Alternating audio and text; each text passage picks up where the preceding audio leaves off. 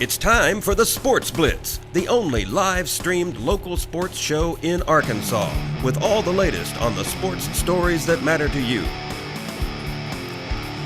Welcome into a Friday edition of the Sports Blitz. Mark Freeman, Maddie Lassiter inside the Cogswell Motors studios, joined on the line by Jason Kilburn. We've got a whole lot of stuff to talk about today, and we're glad you've taken time out of your busy day to join us. Lots of football today.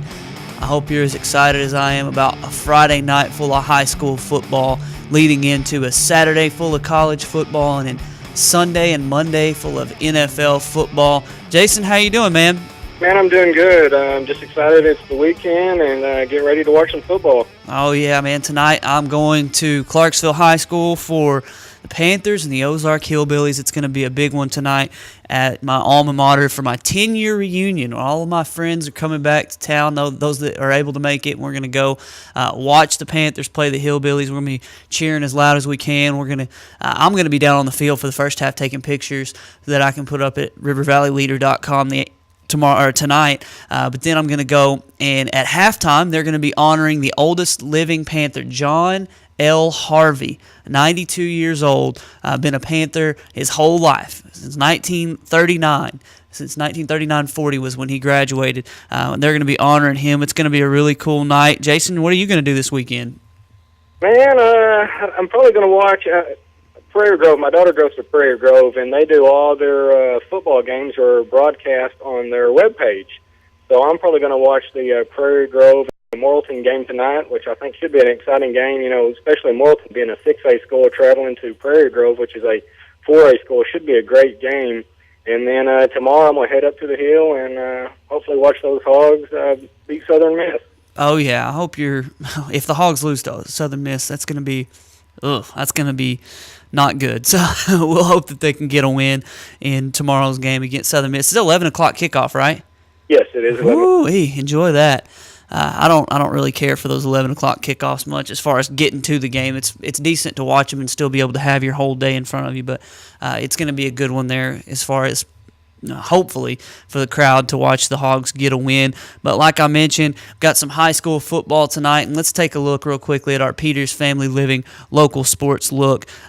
Sorry, I'm not dressed normal today, Maddie. I'm not in my normal get up because, as you guys may see, I'm representing the Panthers today. They've got, like I mentioned, Ozark tonight, looking for a big win. The junior high got a win last night against Ozark. It's always a knockdown, drag-out. Last week, you had the Rivals Cup and the Judges Cup between, in the Rivals Cup, Atkins and Dover. And in the Judges Cup, you had the Dardanelle Sand Lizards and the Danville Little Johns. But tonight, Clarksville-Ozark is that type of game. They don't play for any cup. It's just hatred and bragging rights, really, is all it is. They're two different counties, so they couldn't really be a county rivalry. But I'm looking forward to that one. Tonight's Game of the Week, our River Valley Leader featured Game of the Week. We might as well just call it the Sports Blitz featured Game of the Week. Ryan Smith is going to be covering the Russellville Cyclones, hosting the Siloam Springs Panthers tonight at Cyclone Stadium. If you're not doing anything at about 5 o'clock,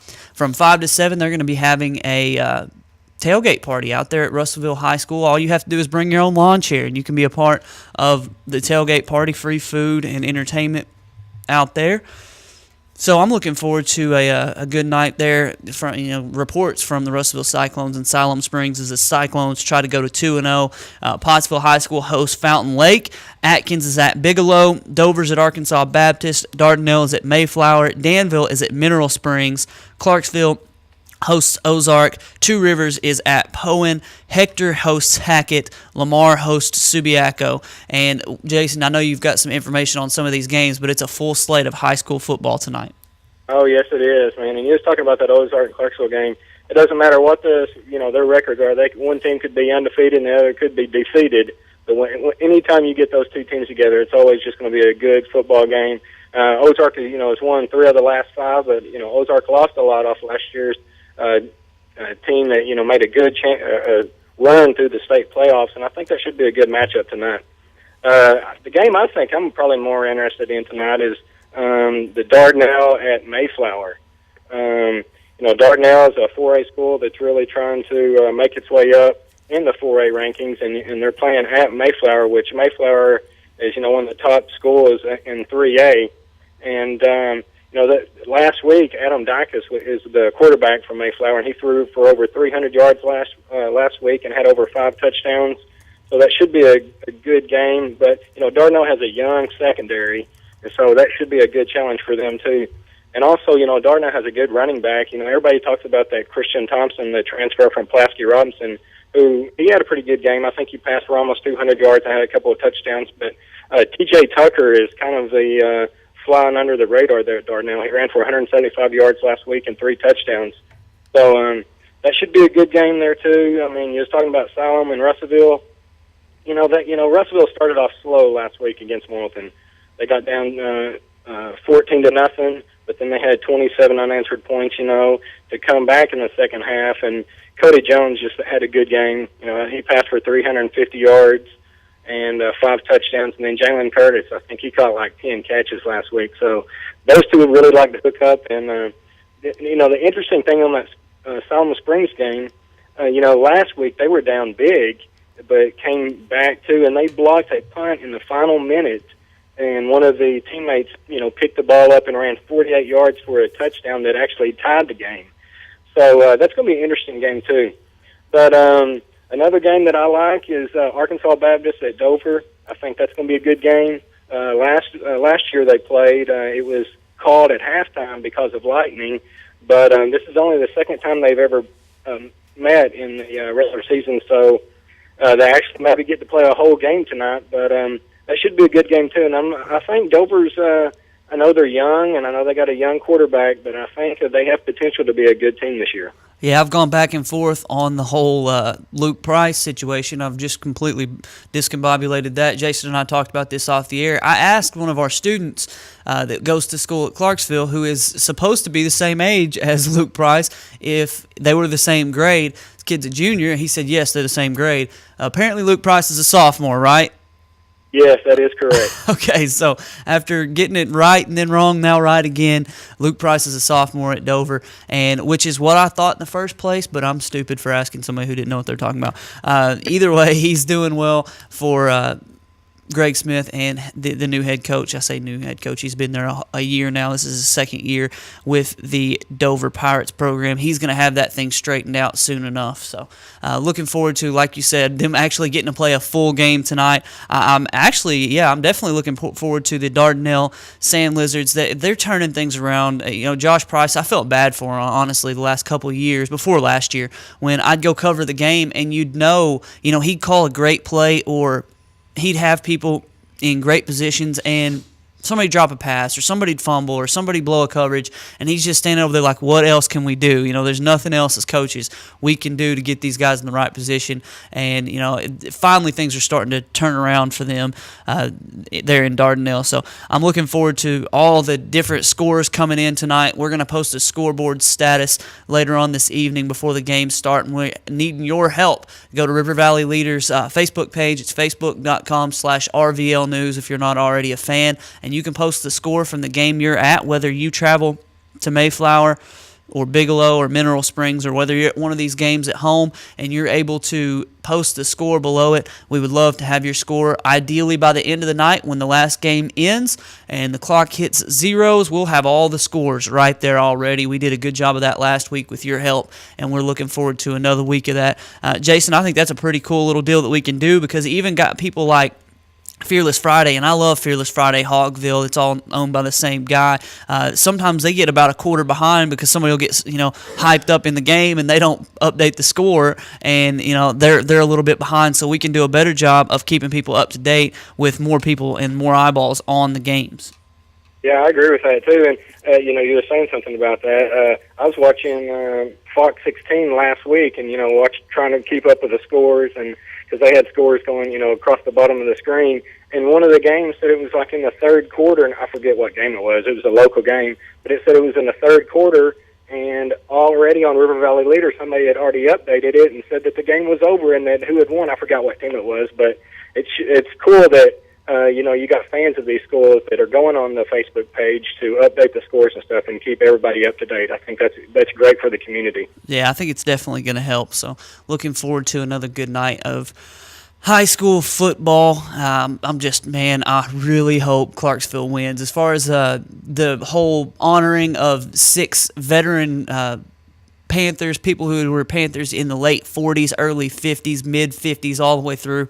It's going to be a cool night of that. The judge, Mike Jacobs, Coach Banning, I was there yesterday, and he was telling me a story, Jason, about how he moved from Hartman, Coal Hill area, to Clarksville his senior year of high school, had never seen a football game before in his life. He said the first game Mike Jacobs ever saw, he played in, and by the end of his senior year, he was good enough that he went and played football for the Razorbacks in the 60s, mid-60s, which is when they won their national championship. I think he got there in 65 and was there through 69.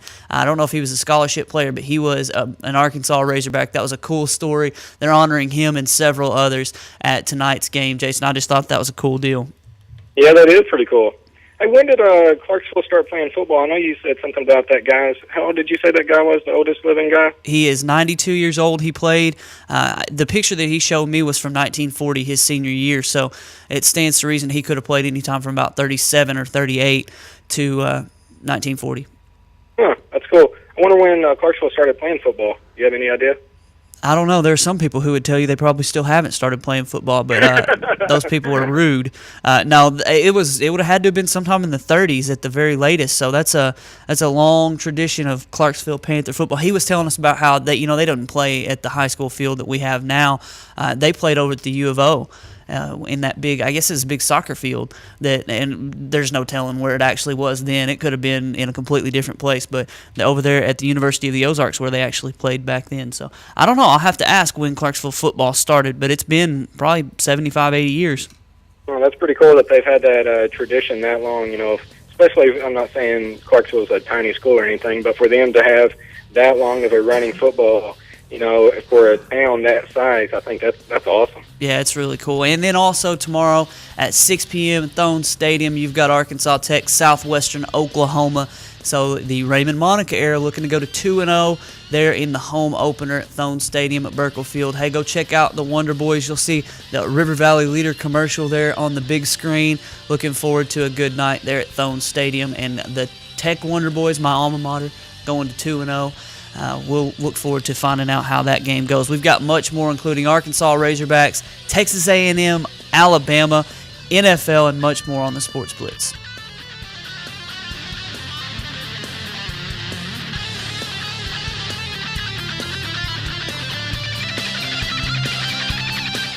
Today, there are more than 20 brands of cars being sold in America. So to be noticed, Ford and Cogswell Motors have to go further than anyone thought we could. How does Ford stand out above the crowd? Not just with plug-in vehicles like the new 2013 Ford Fusion Energy that gets a projected 100 miles per gallon equivalent, but also with a line of gas vehicles equipped with the innovative EcoBoost engines combining power and efficiency, plus a full measure of technologically advanced features. We invite you to stop into Cogswell Motors today. We go further than anyone thought we could, so that you can go further too. RiverValleyLeader.com is the #1 local source for instant news in the River Valley, offering HD video and live streaming along with top-notch coverage of all the news and events around the area. The River Valley Leader is the only place to go for all the information you need. Check out the newest local business featured on the site, as well as police news and coverage from important meetings, along with the personal stories, all at one convenient click. Check out RiverValleyLeader.com. Over 69 years of treating you like family, Peters Family Living's main goal is customer service. That is their promise to their customers. They offer in-house financing on furniture and appliances and a 30-day money-back guarantee. For a friendly, no-pressure atmosphere, visit Peters Family Living today at 201 North Arkansas Avenue, Russellville. Online at petersfamilyliving.com or call 479-968-2929.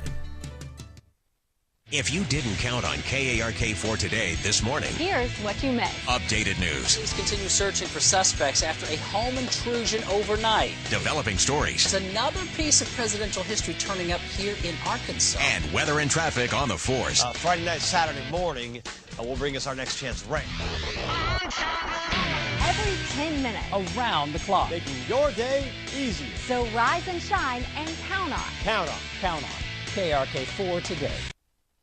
Hi folks, Richard Roberts with Cogswell Motors in Russellville. You know, we've been in business since 1949. A dealership doesn't stay in business that long under the same ownership unless you're doing something right, and that's taking care of customers. We have the largest selection of new Ford, Lincoln, Mazda, and pre-owned vehicles in the River Valley. So if you want the most for your trade, the best interest rate on financing, and the best price on a new or pre-owned automobile, come to Russellville and see us. We're at 1900 East Main, or visit us on the web at cogswellmotors.com.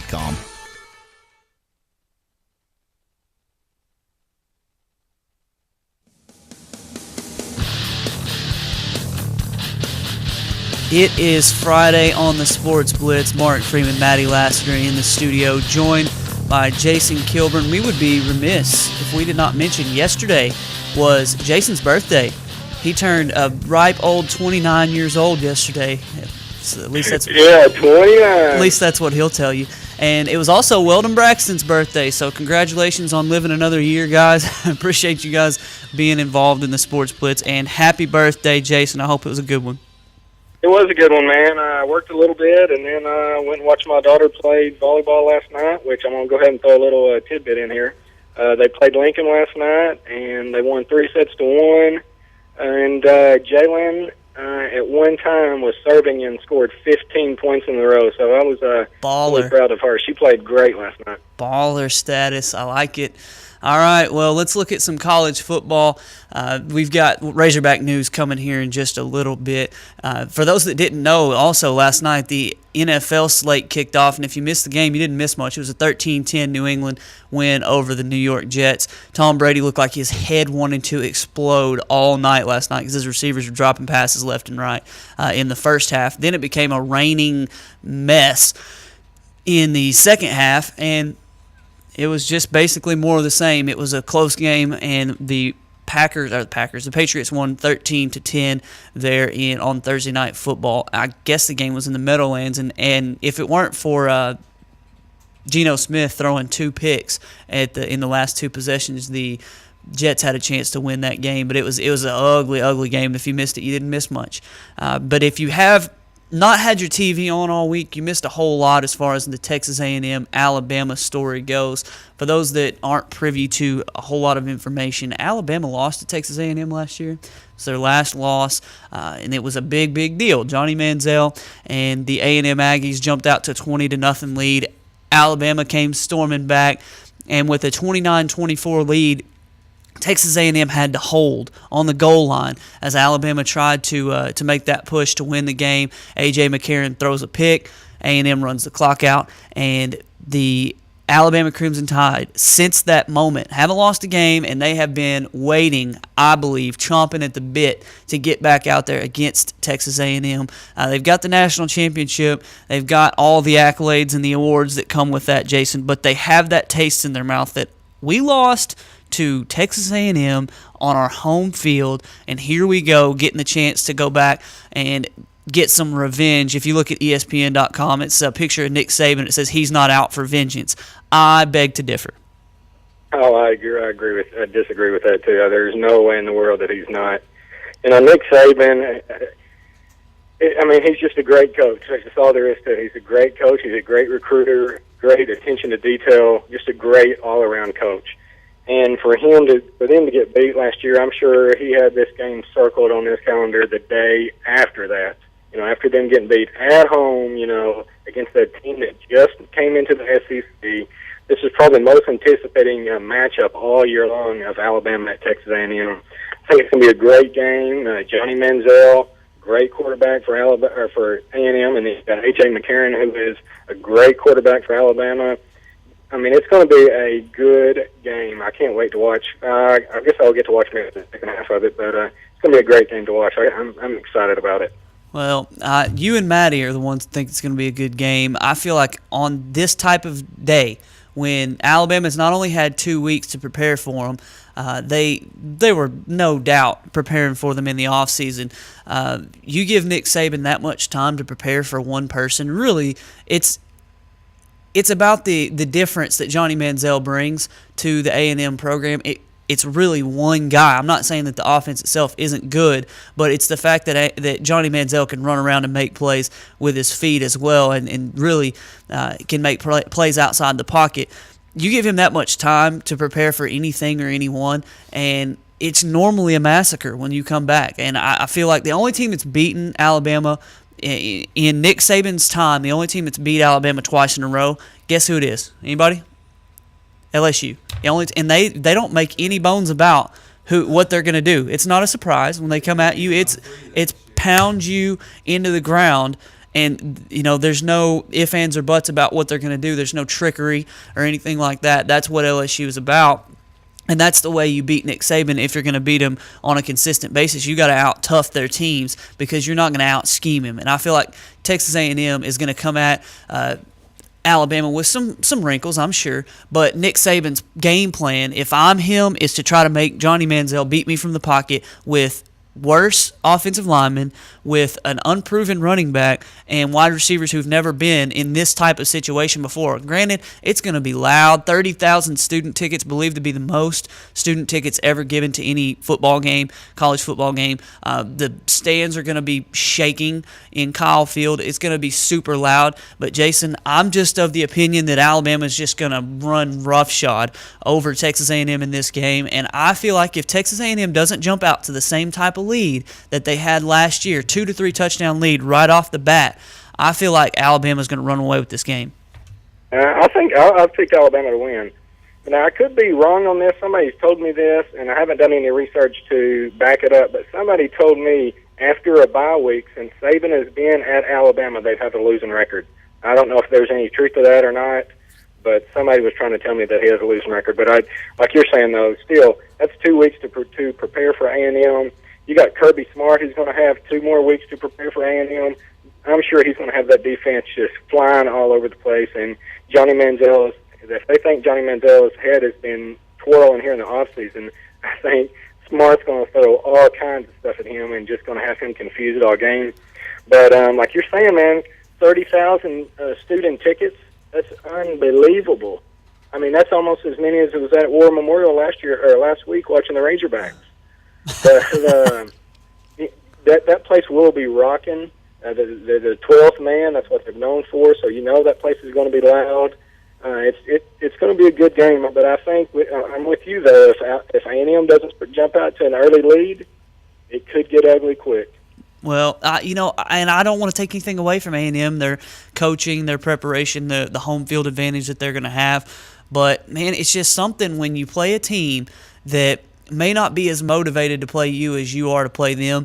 I've been there before, never in this big a situation.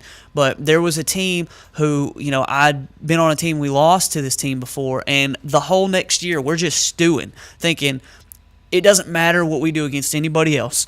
When we play that team, we're going to play that team, and we're going to beat their brakes off. And that's what we tried to do, and that's what we did, because it mattered more to us than it mattered to them. They thought, well, it's just another team we beat. It's not a big deal. Johnny Manziel all week has been saying it's just another game. I understand the mentality that you have to take every game one at a time. You don't have to worry about one game being any bigger than the other. You'll go out there and you'll try too hard. Bad things will happen.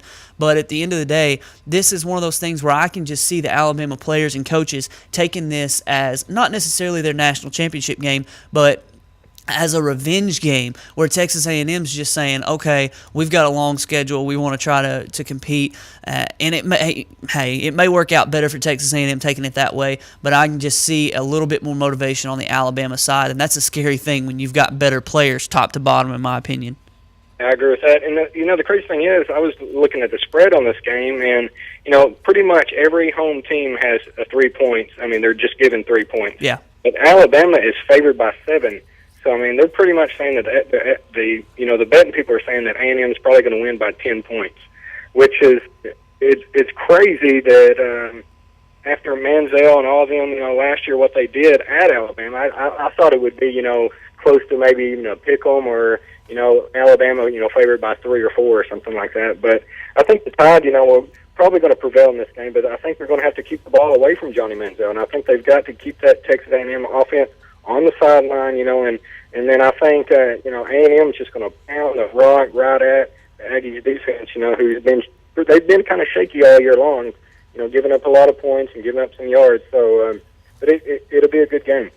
Well, I hope that for a lot of people's sake that it is a good game, but for mine, I hope it's just an absolute blowout. I've got in here on the office board a score prediction that I've told Maddie is going to come to fruition, so we'll see how that goes.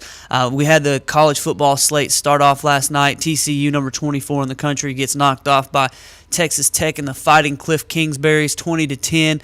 You've got big games this weekend, ranked matchup between UCLA and Nebraska, 16 and 23 in the country respectively. It's going to be an early kickoff at 11 o'clock. That Alabama A&M game, 1-6, man, that's a big game. At 2:30 is when that one's going to kick off. And then there aren't just a whole lot of two ranked teams facing one another, but Vanderbilt, South Carolina, that's one of those big brother, little brother games. South Carolina's been there and been sort of a big shot in the SEC East for a little while, and Vanderbilt's trying to get up there and knock them off their perch. But South Carolina hosting that game, 6 o'clock tomorrow. You've got Wisconsin, and I guess that's Arizona State. That's going to be tomorrow night. So you get to see the Wisconsin Badgers playing against somebody with a pulse for once. But another game, Jason, that we were talking about in the break is the Ole Miss-Texas game. It's at 7 o'clock tomorrow night in Texas. If Texas loses this game, which I fully expect them to do, Mac Brown is going to be on the hottest of hot seats. It's kind of like Grant Merrill posted a Facebook status about this last night. It's like rooting for Al-Qaeda against the Taliban. You don't know, can they both not lose? I'd recommend the field just open up and consume all of them. But my second favorite team my entire life has been whoever's playing Texas, so I'll go for Ole Miss in this one. I'm with you, man. I can't stand Texas. I never have. I never will. I've grown up, my dad raised me to hate Texas, and that's what I've done. He raised you right. And I still hate Texas, So, but man, if Texas gets beat by Ole Miss, like you're saying, I mean that team's already in disarray. From last week after get beat, and then Mac Brown firing his defensive coordinator. I think if they get beat, Mac Brown, I don't know if he's going to last the rest of the season. And I hate to say that because I really like for him to stay there so they can just stay down, because I don't think he's a very good coach. I didn't think he was a good coach at North Carolina. But it should be. I'm pulling for Ole Miss too. There's just no way in the world I could pull for Texas, and also Ole Miss is an SEC school, so you've always got to pull for the SEC school, in my opinion. That's sort of where I am. If it's Ole Miss and almost anybody else, I'm probably going for that anybody else. But if it's Ole Miss and Texas or anybody against Texas, I'm rooting that way. So I'm with you, though. I hope that Mac Brown stays at Texas forever. I hope they just keep him every single year. Let him fire his defensive coordinator. Let him fire his offensive coordinator. Let him fire anybody but him because he's terrible. I'd love for him to stay there forever. Hey, who's your most hated team? When you're talking about you hate Texas so much, who do you not like in the SEC? Apparently, you don't like Ole Miss very much, but besides them, who's your most hated team in the SEC?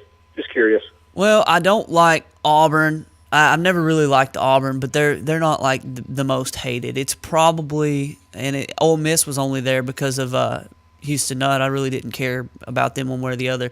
Alabama has been a big thorn in my side for a long time. I never really cared for them as much either. But, man, as far as just hated teams in the SEC, it'd probably have to be LSU because of the fact that they had the battle for the boot for so many years, and they were the team. And I've got so many people that I know that are from Louisiana, and, the proximity probably adds into this as well. So I've just never been a big LSU fan. But granted, I've not, Arkansas has been in the SEC since, 92? I've been in Arkansas since 93, 94. I've been really big into college football since the late 90s. So I haven't got just a long hatred for a specific team in the SEC. But LSU sticks out in my mind. I'm interested to see who you've got, though. I'm with you. Hands down, it's LSU for me. I don't like Les Miles, and I don't like LSU. There's other teams too. I probably don't like Tennessee very much just because of the fumble. Cerner tripping over Brandon Boylesworth's foot, and we could have won that game. I'm not saying we would have won the national championship that game, but we were undefeated. The Tennessee went on to win that game that year. I don't like Tennessee. Then I probably don't like Alabama a lot just because they win. And I don't know if it's because I want to be like Alabama or what. But of course, I would love to have 3 of the last 4 national championships. But I don't like Nick Saban, and I don't like Alabama. But I'm probably going with LSU too. I guess I just never liked LSU, other than the purple and yellow, which that's my diehard NBA team. Other than that, I cannot stand LSU. Yeah, it's sort of where I am too, and I'm glad great minds, they think alike. All right, let's hit a break real quickly. When we come back, I want to get Jason's thoughts and sort of share a little bit more of mine on the Oklahoma State situation. I told you the other day that I wasn't sure, based on some of the media reports that I'd heard, about the legitimacy of this, and there are some folks coming out poking holes in the Oklahoma State story that was written by Sports Illustrated.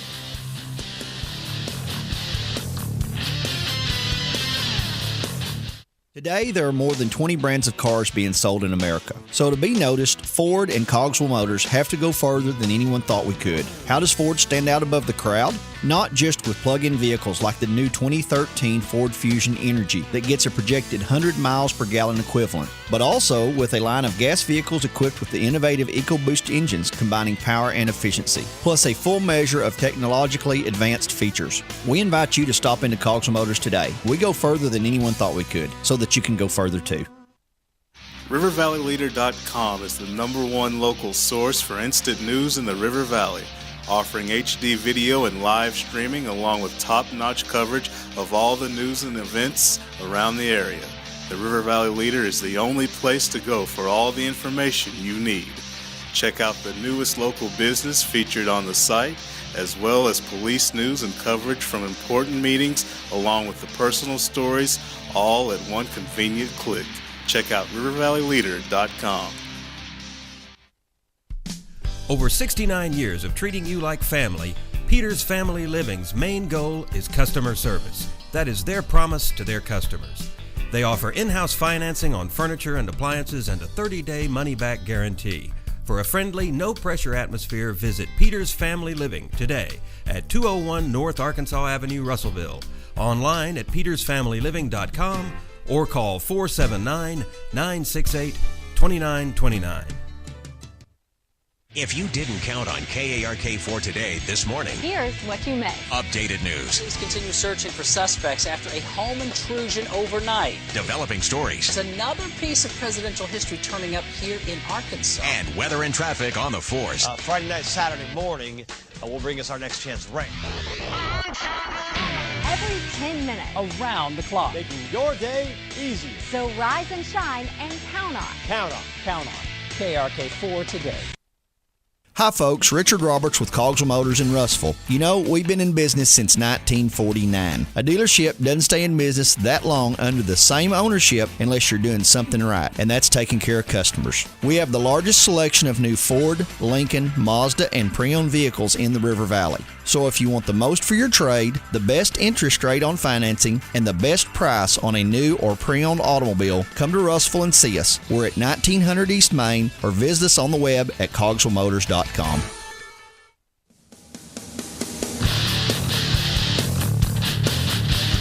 Those that weren't able to watch Wednesday, you've probably seen across the sports wire, whether you watch ESPN, Fox, anywhere else, or whether you just go to the internet for your sports news, the story about the Sports Illustrated piece, 5 of them actually, a 5-part series done on Oklahoma State University. They've alleged academic improprieties, paying players, drug issues, basically a prostitution ring as well. Just a whole bunch of stuff that they're saying is going on, according to Sports Illustrated, at Oklahoma State University, or that went on from about 2001 to about 2011 under Les Miles and Mike Gundy. Just an incredible amount of accusations levied against the school it's going to be hard for them to prove a lot of this, and now there are some players who have come out and spoken. And Jason, I want to get your thoughts on this, but it seems like there are a lot of players, and I heard this across the radio yesterday, national shows, local shows. A lot of these players seem to have had an axe to grind because they were either cut from the team, put in jail for drugs, or some other thing. But with all this stuff going on, all these accusations coming out from all these different people, it seems like there is something where, there's some sort of fire where all this smoke's coming from. Yeah, I agree. And this isn't just Oklahoma State. We don't need to be kidding ourselves. This happens at every probably major Division I university in the country. A couple years ago we had that defensive tackle that got arrested. Man, I just went blank too. I couldn't think of his name, for the Razorbacks that got busted with all that marijuana and money and guns and stuff. Yeah, I remember who you're talking about. Let me think of the name. Man, I can't think. It was the defensive tackle. I can't think of his name though. I just went blank, and I should know that. Okay. Anyway, go ahead. Anyways, man, it happens everywhere. This isn't just Oklahoma State, and it's so hard who to believe, who not to believe. Like you were saying, some of them is from players that's either been in trouble, didn't get any playing time, or had to transfer or something. But it's the drug use now is one of the things that we're talking about now. And one of the players, one of the wide receivers, I think it was Bo Howling, I think is who it was, got arrested for possession of marijuana, intent to deliver, and he had I want to say over 100 grams of marijuana, and I think even steroids and scales and money and guns and everything in his apartment when he got arrested. So it's going on everywhere. And I read somewhere yesterday that some of the players were getting high before the game. Yeah. That they would, if it was a team that they knew they were going to beat real bad, more people would get high. And even on some games, he said that every game there was a circle of drug players, I guess they were calling them, kind of like a drug circle, that they got high every single game before each game. I think that's just mind-boggling. How in the heck are you going to get out there and play high, run around trying to tackle something? I wouldn't even know what to do if I was out there. It's just crazy that there's this drug use going on, and players doing it before games. Yeah, well, there are a whole lot of accusations that were brought out about Oklahoma State, and like you said, it happens all over the place where these people are doing drugs or what, those types of things. And I don't want to basically say that it's no big deal, but that type of stuff it happens all over the place. I'm not trying to say that it's a good thing, but it happens all over the place. The stuff that will really get the NCAA's attention is paying players, telling them that if you fail a drug test, no big deal. That type of thing is terrible. Paying players under the table. But the one that really struck me was the fact that supposedly, and we'll see whenever they bring the story to that section. It'll come out in the next week or two or three. But somehow, Jason, they've come across information that Oklahoma State had chosen girls to have sex with recruits and just to be an escort of sorts to these players. That blows my mind. I can't even fathom. I know that kind of stuff happens, but if a head coach in Mike Gundy or in Les Miles is interviewing girls for this, that's just above and beyond any line that I could ever draw. Just crazy to me to even think that would be possible. Oh, I'm right there with you. I mean, that's sad for Les Miles, and that's sad for Mike Gundy if they were actually doing that. Which I'm sure, I'm sure these recruits that come in go to these frat parties and stuff, and I'm sure girls are throwing their, all over them, trying to get them to go to that university, especially if it's a big-time recruit. And being at that age, a young age like that, I'm sure sometimes it's hard to turn stuff down, and I'm sure it happens everywhere. But that is just mind-boggling to me that a coach would sit down with this girl and say, "Hey, you want to have sex with this recruit this weekend, or do you want to?" That's unbelievable to me that those coaches would do that. And if they did do that, I I don't have really any words other than that's just unbelievable to me. Yeah. And also, the former player that was Arkansas player was Jermaine Brooks. That's what I was just looking that up, and I wasn't going to quote it until I could find out for sure. But yeah, Jermaine Brooks is the guy. He got caught with a ton of weed, right? It was not literally a ton, just a whole lot. Yeah, a whole lot. But yeah, I mean, but the coaches again, though, that's just it's just unbelievable. If that's true, that is just unbelievable that those head coaches are doing that. Yeah, we'll see what's true. And like we said, there are some players who had an axe to grind, and there was actually several different writers who have come out and questioned the integrity of the people who were actually doing the interviewing. And there's a guy named Thayer Evans who is his methods have been questioned, his journalistic integrity has been questioned. So there are a lot of questions about this Oklahoma State report. I just find it hard to believe that none of this is true, but I also find it hard to believe that all of it's true. So we'll find out where it comes in the middle as far as this investigation as it goes on. I do think it's kind of funny when teams say, we'll investigate this. If Oklahoma State University, we're going to investigate this. Bo Mattingly had a good point yesterday where he said this isn't about what the university's not going to go out and try to find out what happened. They're going to see what they can't cover up.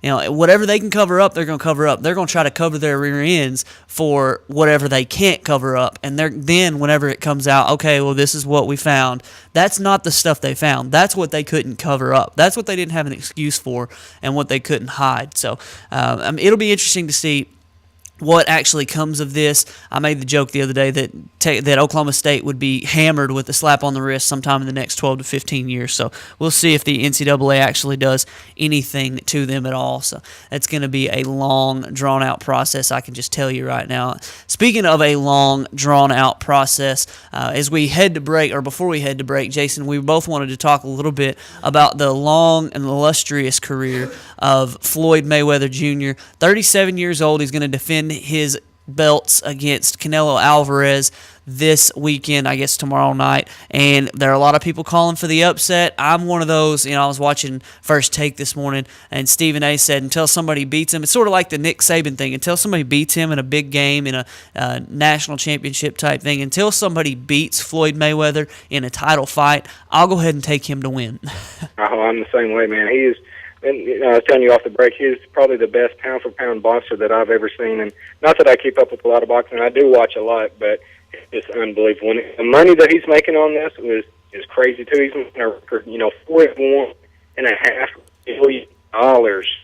Can you imagine that?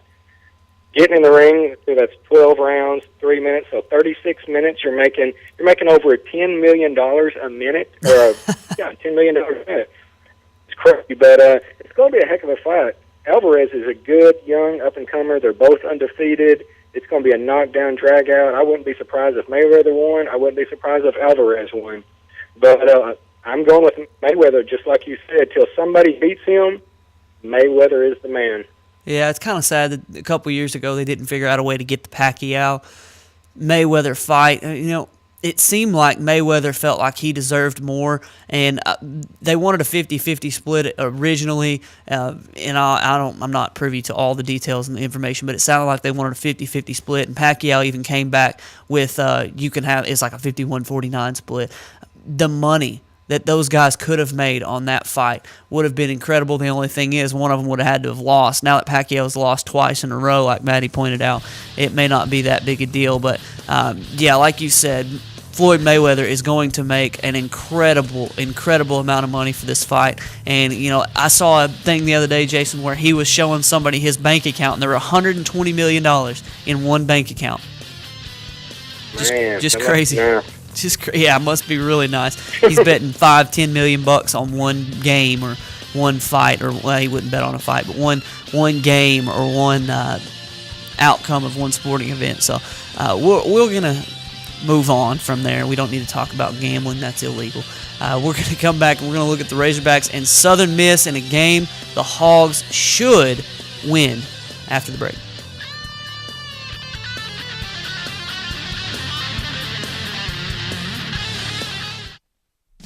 Over 69 years of treating you like family, Peter's Family Living's main goal is customer service. That is their promise to their customers. They offer in-house financing on furniture and appliances and a 30-day money-back guarantee. For a friendly, no-pressure atmosphere, visit Peter's Family Living today at 201 North Arkansas Avenue, Russellville. Online at petersfamilyliving.com or call 479-968-2929.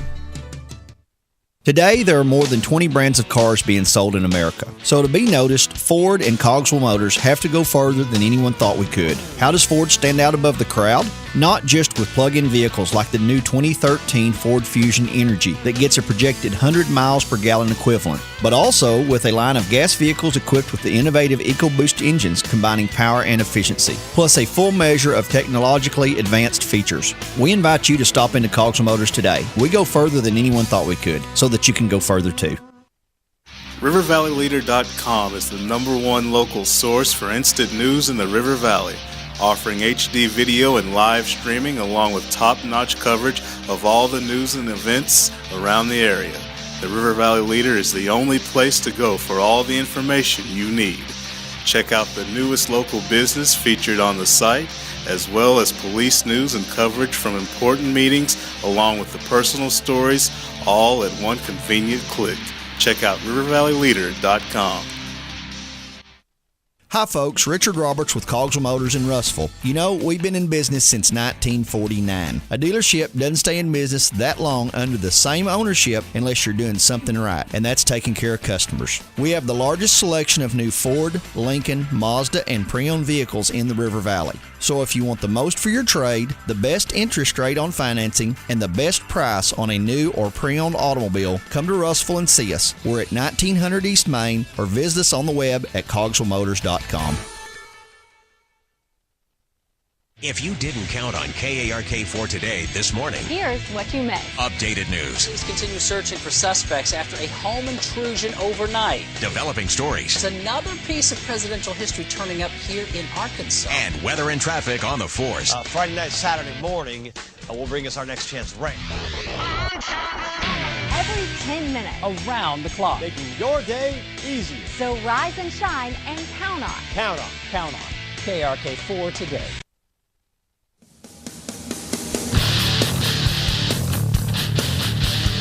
Arkansas Razorbacks, Southern Miss, Golden Eagles.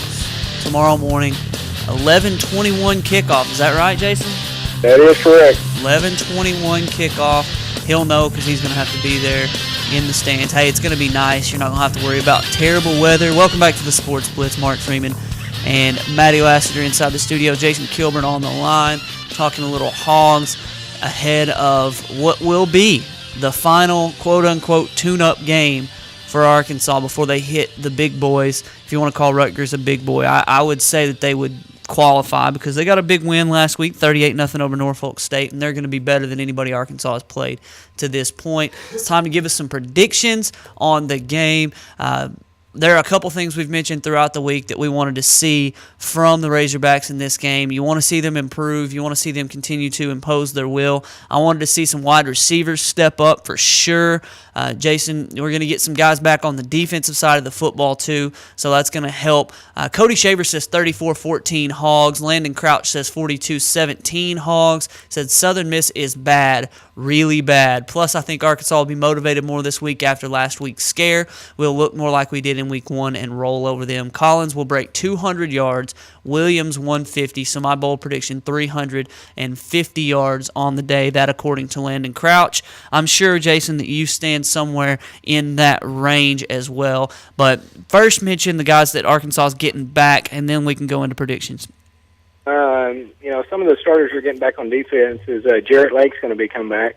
He was on a one-game suspension last week, which, Brett Bielema didn't reveal what it was, but he said that it was something that was already in place before he got there. So I don't understand why they did it. The second game of the season instead of the first game. So I'm kind of curious of what the reasoning behind that was. But Jarrett Lake will be back at weak side linebacker, and they're also got a healthy Trey Flowers back, which our defensive ends didn't get much of a pass rush last week, and I thought they should have with the Brandon Lewis and Chris Smith. But Trey Flowers will be back too, and then Otho Peters will be back sooner than expected. He broke his wrist earlier this season and hasn't played any this year. But he should be back. But Rohan Gaines is still day-to-day. I think they've ruled him out of the game. But with Jarrett Lake and Otha Peters coming back, he's probably just going to play just a little bit. And then Trey Flowers, I think this game could get out of hand quick. And then also, their quarterback, Alan Bridgeford, he's out with a shoulder injury. So they've got Bridgeford's not even having a good year. Now, I think he's thrown like 2 touchdowns and like 5 or 6 picks or something like that. But they're going with a freshman, so I'm sure he's going to be scared to death out there. With the setting will be rocking, and I think he will be scared to death. But that is some of the players that's coming back this week from injuries. You got 10 turnovers from Southern Miss in 2 games. And Arkansas didn't force a turnover last game. They said that Chris Ash's goal is to get 2 of them at least. If Southern Miss only turned the ball over twice, I heard somebody say yesterday, that'd be a good game for them. So Arkansas looks to turn them over a little bit. Southern Miss got whipped 56-13 against Nebraska last week. And Arkansas, in my opinion, is going to be every bit as talented as Nebraska. Now, Nebraska got 2 interceptions returned for touchdowns from Southern Miss quarterbacks.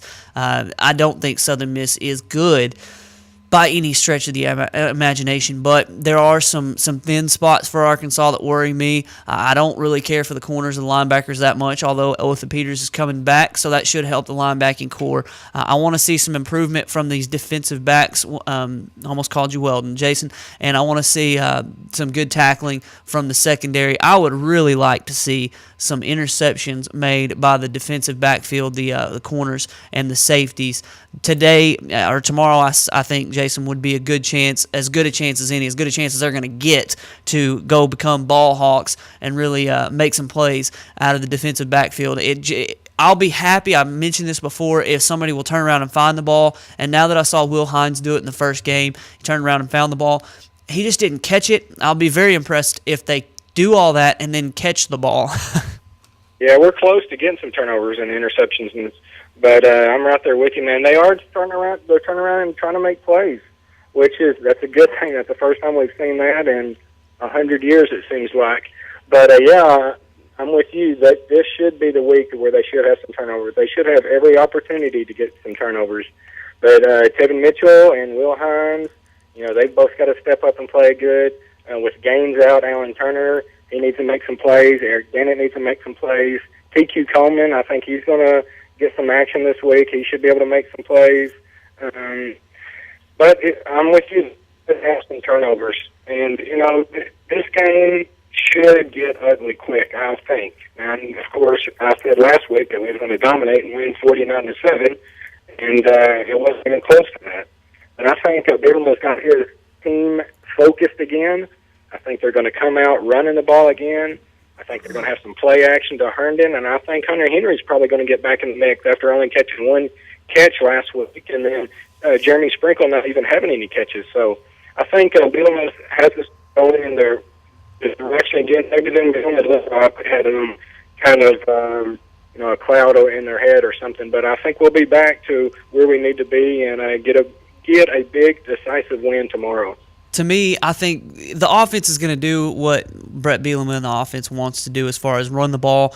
You're going to see Alex Collins and Jonathan Williams do what they do, and they're going to put some points on the board. You'll see my score prediction here in just a minute, or you'll hear it. But I feel like the difference between it being a game like last week, where it was a close game, Arkansas had to, scratch and claw, and Jason, you and I were watching that game almost in stunned silence because it was just like, what in the world's happening?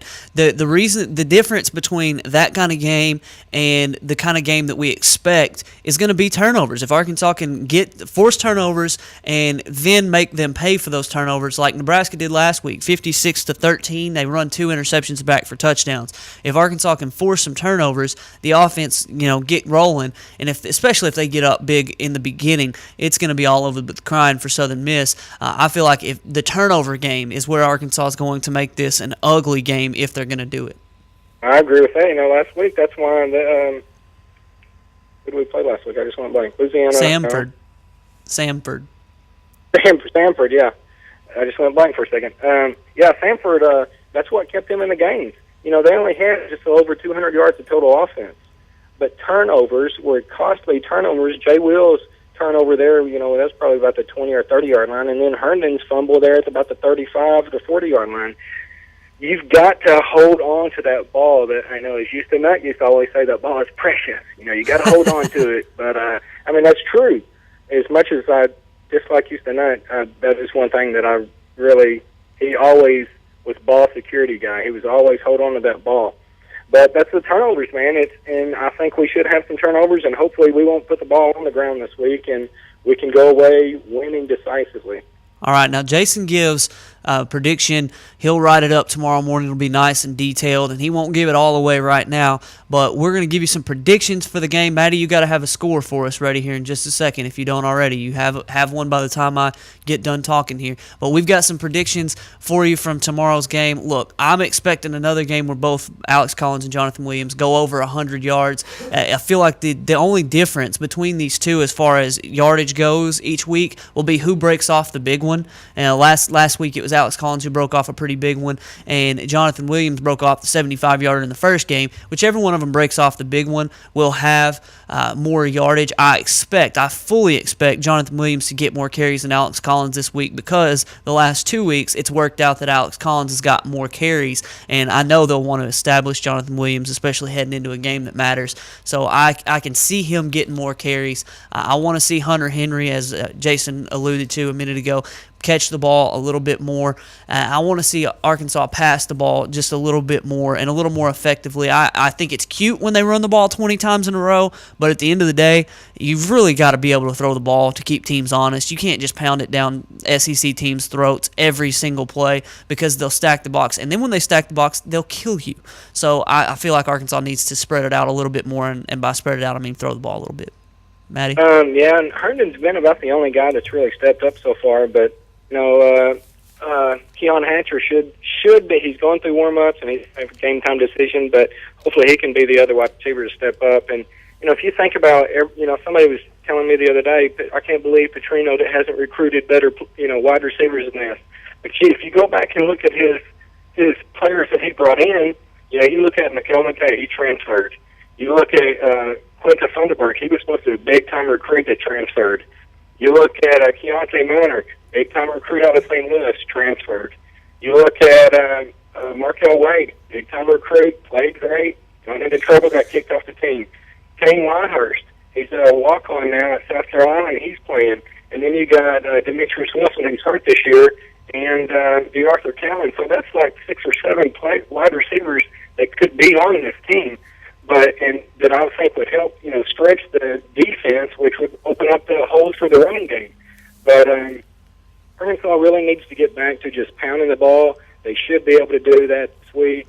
I think it's going to be, their passing game, which I think they average around 350 yards a game passing or something like that. And they throw a bunch of tunnel screens, a bunch of quick screens, a bunch of quick plays, quick slants, quick outs. I think they're probably going to be able to move the ball on us, and I think they're probably going to score a couple of touchdowns on us. But because I don't think our secondary is strong enough to be able to, maybe not really contain them, but hold them in check the whole game. I think they will score some points, but I think Arkansas will win in the end. Maddie? Okay, I think it's going to be 44-17. Dang you, that's so close to my score. I hate you. And one thing I want to say is I know Alex Collins only has the one touchdown. He got his first last week. I'm going to say, I know we're not really doing like the game guarantees thing, but I'm going to say, I'm not going to give a yardage. I'm just going to say Alex Collins is going to score 2 running touchdowns. I like it. I'm going to say that. I like it. So you don't have a score prediction? 44-17. Yeah, I don't have a yardage like you guys did, prediction. but Gotcha. I think you said 350. I'm not going to. Well, that was it. I said both of them will have over 100. I don't have that prediction, but I'll say Alex Collins 2 touchdowns, and we'll see. It's pretty easy to say both of them will have over 100 when they're going to run it a million times. Yeah. It's not much of a limb that I'm out on there. I've got it 37-17. I don't want to predict any wild scores anymore because the last couple of weeks it just hasn't quite happened like I expected it to.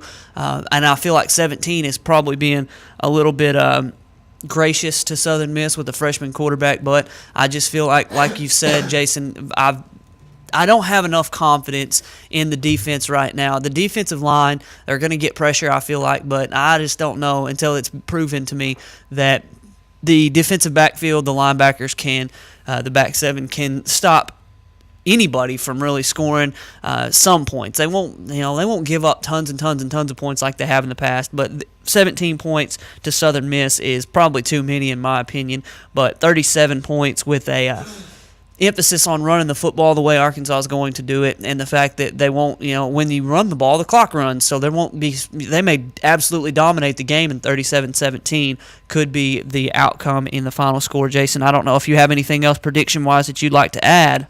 What did Maddie say? Did Maddie say 44-17? Maddie said 44-17. I like it. I like something like that. I think Arkansas is going to be able to put some points on the board, and I think the offense. The total possession tomorrow, Arkansas should just dominate that. They're going to be 3 and out. It's like the Trino used to be. If we don't get a first down passing, then they're going to be punting. I think Arkansas will control the line of scrimmage. I think we'll be able to run the ball that we should have. Time of possession out. I like Maddie's score, something similar to a 44-17 score. All right. Well, we'll see how this turns out. I'm interested to see now if you guys are going to be right. Of course, we're all going to be in the same area there. I hope I am wrong in this one. I want Arkansas to score 50, 60, 70 points in this game just because. But 11 o'clock kickoffs have not been conducive to big scoring performances from Arkansas in the past.